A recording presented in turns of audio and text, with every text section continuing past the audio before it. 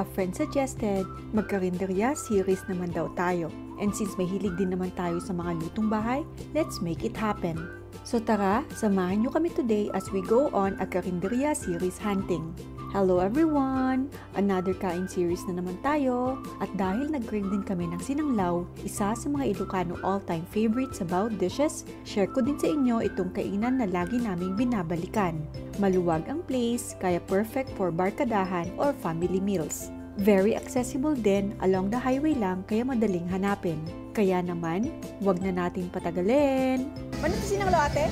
Ano to sinanglaw? 100 per order. Nugulay nga eh.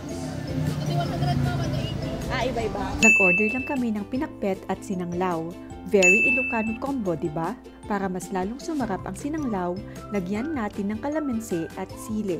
At para hindi naman nakakagilty ang ating ulam, magbuko juice tayo. Self-service pala ang pagkuha ng drinks. Madami din silang options sa menu. From gulay to meat dishes, aside sa sinanglaw, meron din silang sinigang, bulalo, at kung gusto mo naman ng putok-batok level, char. Meron din lechon kawali, fried chicken, at marami pang iba. Lahat na yata ng klase ng ulam andito.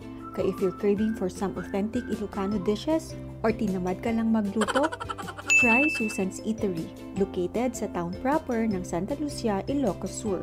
Walking distance lang ito from the market kaya sobrang convenient. Follow for more kain series. Yun lang, bye!